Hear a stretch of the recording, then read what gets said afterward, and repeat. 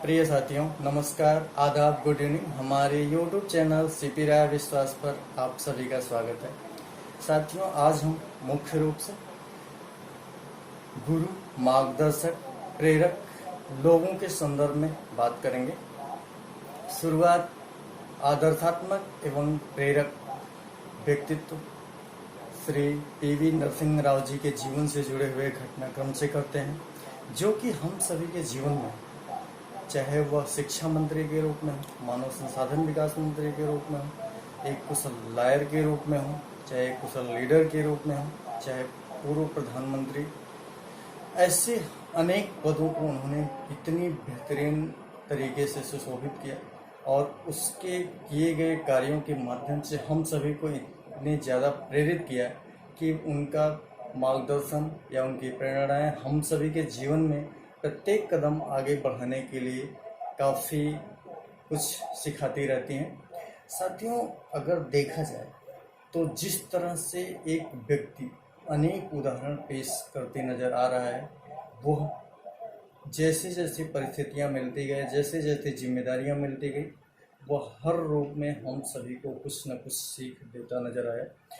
तो ऐसे व्यक्तित्व की जब बात आती है, और खासकर गुरु पूर्णिमा अभी कल ही बीता है, उस अवसर पर अगर बात आती है तो ऐसे व्यक्तित्व का नाम सर्वोपरि रूप से उभर करके सामने आता है। अब उनकी चर्चा करने के पीछे भी एक तर्क है कि 28 जून जो अभी हाल ही में बीता है, उस दिन उनकी बर्थ एनिवर्सरी मनाई गई और उनके जीवन से जुड़े हुए घटनाक्रम अगर हम इस संदर्भ में चर्चा करें तो ये मुद्दा आज का काफ़ी प्रासंगिक नज़र आता है। ऐसा नहीं कि जो शिक्षक के रूप में ही हमें पढ़ाता है वही हमारे लिए गुरु के रूप में होता है, नहीं।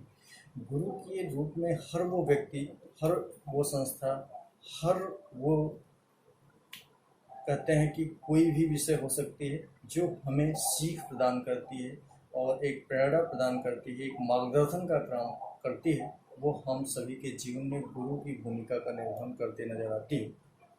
खासकर कहा जाता है कि समय और परिस्थिति हमारे लिए इतनी महत्वपूर्ण होती है कि अगर उसको भी गुरु की संज्ञा दिया जाए तो उसकी भी महानता सिद्ध होती है और कहीं ना कहीं से हम सभी के जीवन में उसका भी एक महत्वपूर्ण रोल है, एक गुरु के रूप में।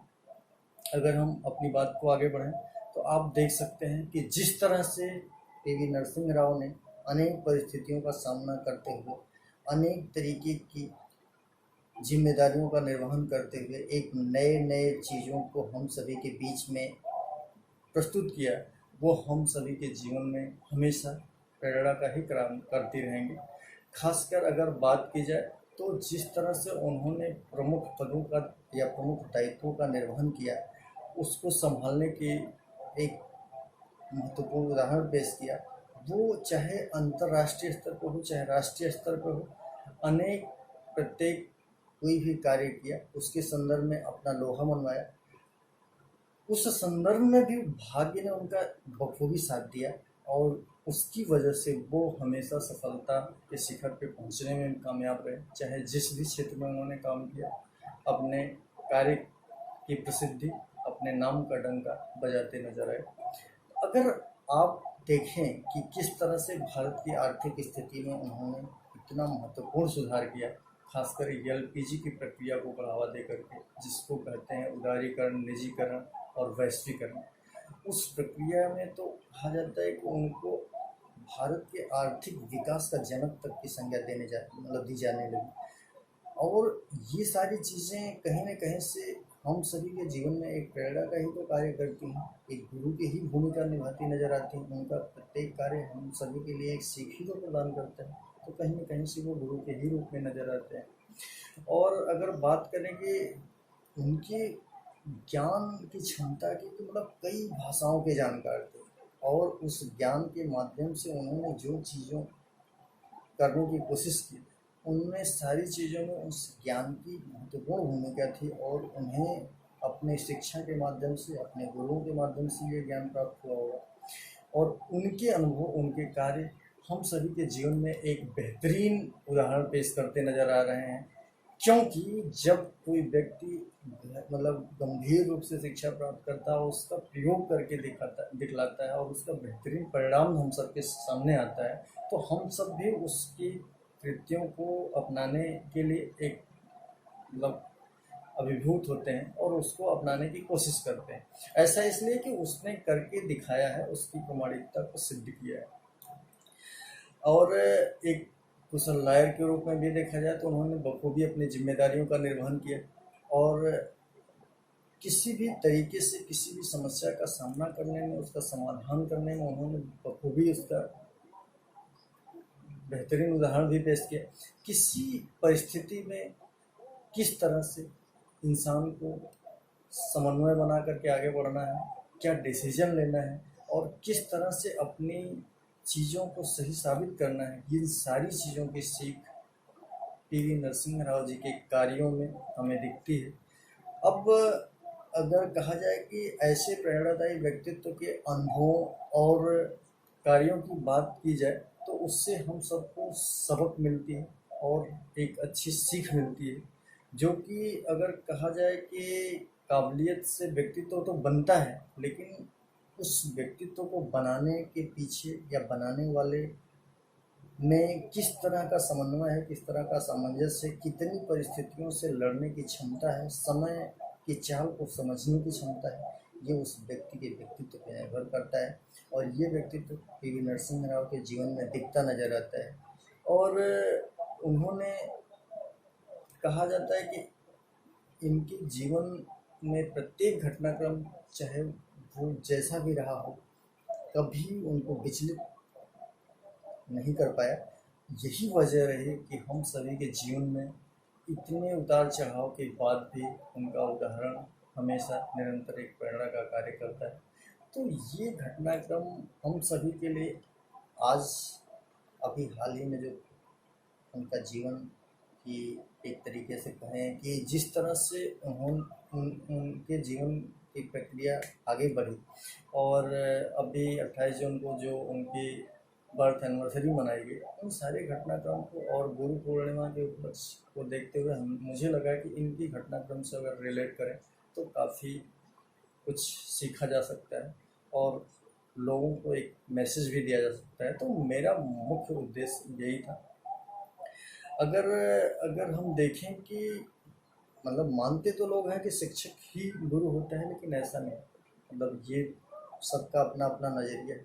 मेरा जो नज़रिया है उसके संदर्भ में अगर हम कहें कि हम जिस किसी से कुछ भी जाने अनजाने में सीखने या सिखाने की या मतलब सीखने की या किसी भी तरीके से कह सकते हैं कि उसको अवसर जब हमको मिलता है तो उसके माध्यम से जो कुछ उसने हमें दिया है, और कहते हैं कि जब हम अपना उसे किसी भी तरीके से एक दाता के रूप में समझते हैं तो उसका प्रत्येक कार्य हमारे लिए गुरु के ही रूप में होता है।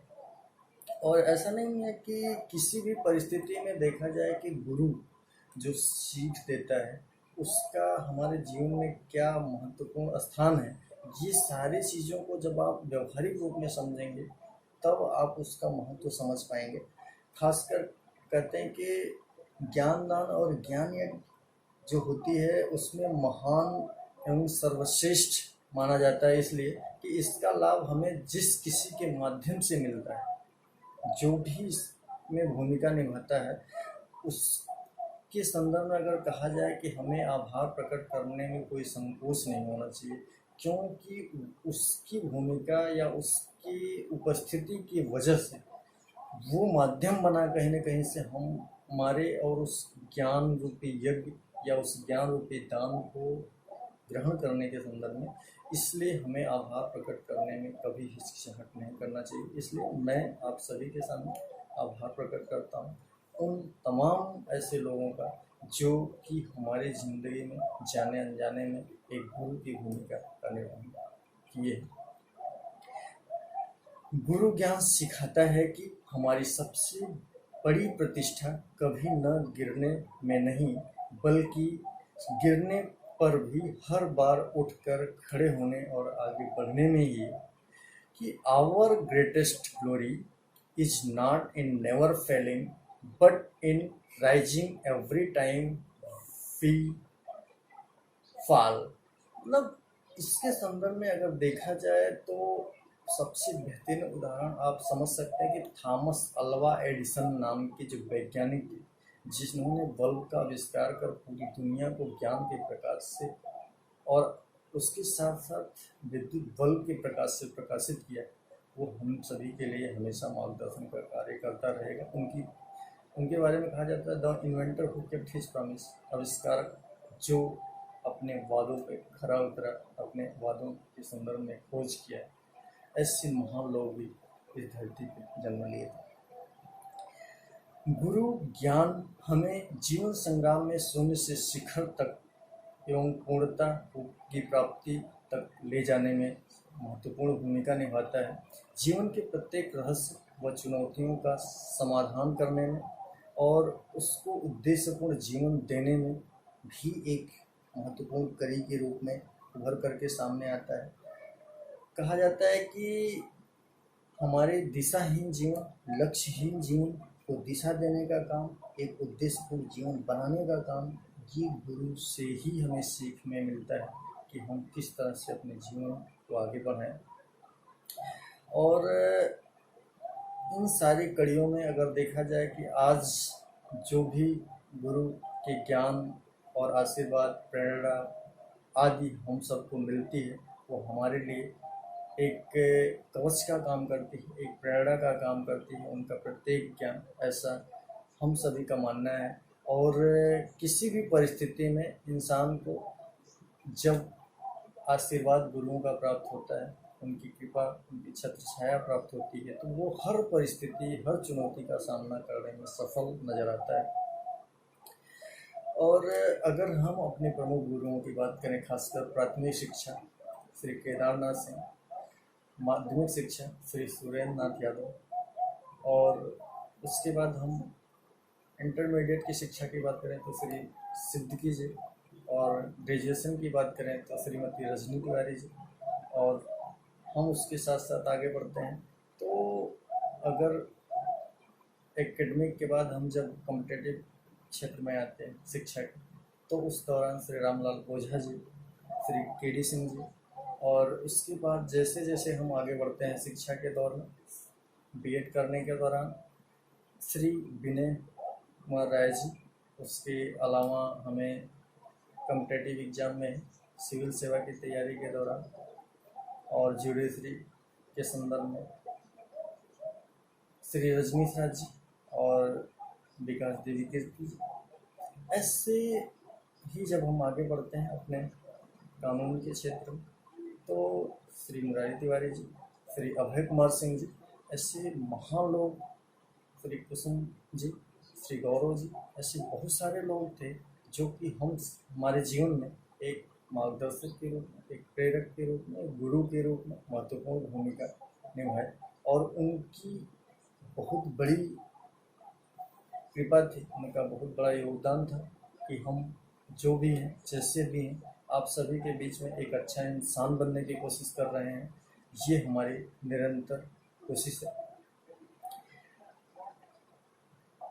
गुरुजनों के माध्यम से प्राप्त शिक्षा में महत्वपूर्ण जीवन रहस्य छिपा होता है। इसे समझने के लिए हमें निरंतर कर्मशील रहना पड़ता है। गुरु ज्ञान हमें सीख देता है कि अग्रजों, मतलब बड़े लोगों का आशीर्वाद जीवन में सफलता को सुनिश्चित करने में काफ़ी महत्वपूर्ण भूमिका निभाता है। आपने देखा होगा कि महाभारत की महत्वपूर्ण युद्ध, जो कि इतनी ज़्यादा फेमस है, उसमें जब युद्ध शुरू होती है तो शुरुआत में युधिष्ठिर अपने अग्रजों, मतलब बड़े लोगों, परिवार के, कुल के, खानदान के, और साथ साथ गुरुओं का आशीर्वाद लेने के लिए, उनकी कृपा पाने के लिए उनके पास जाते हैं, जबकि वो जानते हैं कि वो शत्रु पक्ष के खेमे में खड़े हैं, फिर भी वो जाते हैं और उनको अपने उस कार्य में सफलता भी मिलती है कि उनके पितामह श्री विष्णु, गुरु द्रोणाचार्य, गुरु कृपाचार्य जैसे लोगों को उनको आशीर्वाद मिला। वो लोग प्रसन्न हुए कि आज भी इस परंपरा, इस चीज़ को निभाया जा रहा है, ऐसे हमारे परिवार के लोग, ऐसे हमारे शिष्य हैं। तो उस आशीर्वाद का उनकी विजय में एक महत्वपूर्ण भूमिका, एक महत्वपूर्ण कारण के रूप में हम देख सकते हैं। ये कहीं न कहीं से गुरु के द्वारा ही शिक्षा का एक कारण नज़र आता है। संघर्ष के बाद बेहतरीन कामयाबी मिलती है और ये सारी सीख हमें गुरुओं के ही माध्यम से मिलती है, लेकिन मेहनत व हिम्मत से आगे बढ़ते रहने का हौसला भी गुरु के ही माध्यम से प्रदान होता है। शत्रु चाहे कितना भी शक्तिशाली हो, क्यों न हो, और किंतु वह अधर्म के मार्ग पर अगर चलता है तो वो कभी विजय नहीं पा सकता है। और आप समझ सकते हैं कि सत्य क्या है, धर्म क्या है। ये सारी चीज़ें कहीं न कहीं से हमको गुरु के माध्यम से ही मिलती नज़र आती है। नायक में अनेक गुण, अनेक मूल्य आदि कुछ होते हैं और नेतृत्व के प्रथम पंक्ति में अधिवक्ता योद्धा की भांति सदैव शामिल होते नजर आता है। इसका महत्वपूर्ण उदाहरण नरसिंह राव के जीवन में आप देख सकते हैं कि उन्होंने एक कुशल लायक के रूप में प्रत्येक समस्या का समाधान करने की कोशिश की, जीवन में उन लक्ष्यों को प्राप्ति करने की कोशिश की जो कि काफ़ी कठिन और जटिल थे, और उसमें सफलता सुनिश्चित की। लीडर को अतीत को भी उत्तरदायी नहीं मानना चाहिए, जैसा कि भीमराव नरसिम्हा राव जी ने किया। और नरसिम्हा राव जी का जीवन कहा जाता है कि अगर वो पीछे हुए कार्यों के बारे में अगर सोचते और उसका उदाहरण पेश करते कि इसकी वजह से मैं कुछ नहीं कर पा रहा हूँ, इसकी वजह से ये नहीं हो पा रहा है, तो शायद वो नहीं कर पाते। उन्होंने कहा कि अतीत को कभी उत्तरदायी नहीं ठहराना चाहिए, या ठहराया भी उन्होंने। निर्बल ढांचा भी अतीत से अगर मिला हो तो उसे स्वीकार करना चाहिए एवं सदैव उसे बेहतरीन बनाने की या उसे बदलने की कोशिश करना चाहिए। यही एक लीडर का गुण है, यही एक व्यक्ति का गुण है, यही एक जिम्मेदार पद पे पहुंचने वाले किसी भी सदस्य का गुण है। सेवा का सौभाग्य जनता हमें देती है, संगठन देता है, इसलिए उसका बड़ा उपकार हम पर होता है।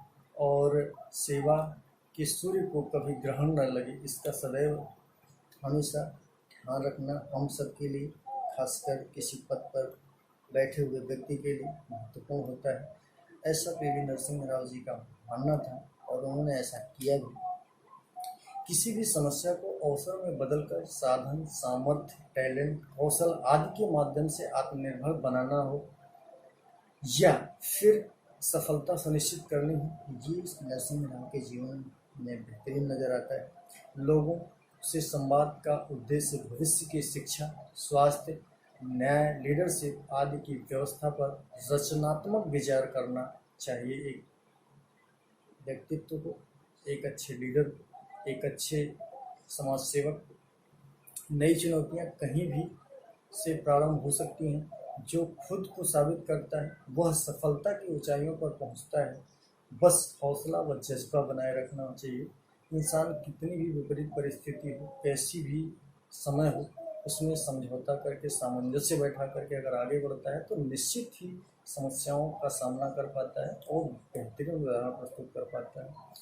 अगर खासकर गुरु शिष्य की बात हो, चाहे ऐसे किसी भी घटनाक्रम की बात हो, मैं अपनी बात को लास्ट एक स्टोरी के माध्यम से ही समाप्त करूंगा, जिसमें सुदामा जी को जो शिक्षा प्राप्त हुई थी, जो संस्कार मिले थे, अब उनको एक बार उन्हीं के क्षेत्रीय राजा के पास एक मित्र के माध्यम से ले जाया गया और उनकी झूठी प्रशंसा करने की बात हुई। लेकिन उनको कहा गया कि आपको बहुत कुछ इसके बदले में मिलेगा, मतलब राजा की तरफ से। लेकिन उन्होंने गलत तरीके से चापलूसी करना पसंद नहीं किया और उस चापलूसी की वजह से उनको दंड का भागी बनना पड़ा।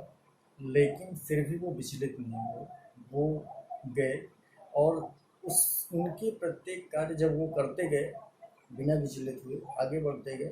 और एक दिन ऐसा आया जब अपने मित्र, जो कि श्री कृष्ण के रूप में थे, उनकी छत्र छाया में जब उनकी, देखिए इस वक्त तर्क की विषय नहीं है, आस्था के विषय है। हम अगर अपनी बात को इस घटनाक्रम से जोड़ रहे हैं तो आप कतई न समझिए, कर्म ही इंसान को ईश्वर बनाता है, कर्म ही इंसान को सब कुछ बनाता है। इसलिए श्री कृष्ण और सुदामा की ज़िंदगी में जो चमत्कार हुए थे उसको आप नज़रअंदाज नहीं कर सकते हैं। आप जब श्री कृष्ण ने सुदामा के जीवन में परिवर्तन किया, और उस परिवर्तन के बाद उसी क्षेत्रीय राजा को जब ये आभास हुआ, ये समझ में आया कि ऐसा हमने जो किया था वो गलत किया था, सुदामा तो हमारे पूरे क्षेत्र का एक सबके दिलों में राज करने वाला राजा बन गया। वास्तव में राजा वही होता है, वास्तव में नायक वही होता है, लीडर वही होता है जो सबके दिलों में राज करता है।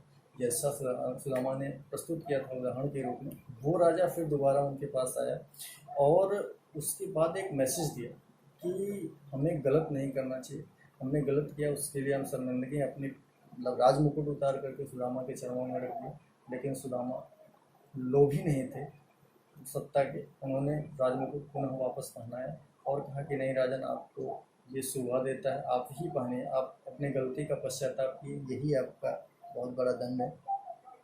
लेकिन राजा ने क्या किया कि उनको अपने राज्य का राजगुरु बना दिया, और वो राजगुरु जो उस समाज को, उस क्षेत्र की जनता को जो मैसेज दिया, उससे जनता में सुख शांति समृद्धि का विकास हुआ। तो वास्तव में एक गुरु किस रूप में भूमिका का निर्वहन करता है बिना किसी लालच के। कहा जाता है शिक्षक वह दिया है जो स्वयं जलकर दूसरों को प्रकाश देता है। तो सुदामा ने जो मैसेज दिया उस समाज को, उस राजा को, उस क्षेत्र की जनता को, वो हमेशा निरंतर सीख देता रहेगा। और गुरु का कार्य भी यही है कि हमेशा अपने शिष्य को, अपने क्षेत्र के लोगों को, अपने मतलब सानिध्य में आए हुए प्रत्येक व्यक्ति को सही सीख दें, सही जानकारी दें। अगर हम अपनी बात को समाप्त करें तो अंत में कहेंगे कि बन सहारा बेसहारों के लिए, किनारा बन जा बेकिनारों के लिए, आपने लिए जिए तो क्या जिए, जीना है तो जियो हजारों के लिए। ये एक शिक्षक के जीवन में दिखता है। शिक्षक कितना बड़ा बदलाव लाता है, गुरु कितना बड़ा बदलाव लाता है, एक मार्गदर्शक कितना बड़ा बदलाव लाता है, एक प्रेरक कितना बड़ा बदलाव लाता है, ये हम सबके जीवन में कहीं न कहीं हमेशा नज़र आता है। साथियों, आज हमने जो विषय आपके बीच में चुना था और जो उदाहरण के माध्यम से आप सभी के बीच में प्रस्तुत किया, ये हमारे तमाम अनुभवों की ही विषय वस्तु है। आप सब हमारी बातों को सुने, इसके लिए शुक्रिया। आगे फिर मिलेंगे कुछ नए विषयों के साथ। हमारी वीडियो को देखें, सब्सक्राइब करें, शेयर करें, लाइक करें। ऐसी वीडियो निरंतर देखने के लिए हमारे YouTube चैनल CP राय विश्वास पर जाएं और उस पर क्लिक करें। ऐसे अनेक सारे वीडियो को देखें जो आपके जीवन में कहीं न कहीं से कुछ बदलाव लाने के लिए कोशिश ज़रूर करती नज़र आएगी। हाँ, ये ज़रूर है कि हम एक बेहतर इंसान बनाने की दिशा में आगे बढ़ सकते हैं और बढ़ रहे हैं। हमारी यही कोशिश है कि हम आपको सब कुछ तो नहीं, लेकिन एक बेहतर इंसान ज़रूर बनाएंगे। और ये अगर आप हमसे जुड़े रहेंगे, हमारे वीडियो को देखते रहेंगे, तो हमारे तमाम अनुभव जो कि अनेक ऐसे घटनाक्रमों से ही जुड़े हुए हैं, अनेक ऐसे उदाहरण के माध्यम से सीख प्राप्त करके आपके बीच में सार रूप में प्रस्तुत किए जा रहे हैं। मुझे पूरी उम्मीद है कि आपको पसंद आएंगे। शुक्रिया, धन्यवाद, जय हिंद।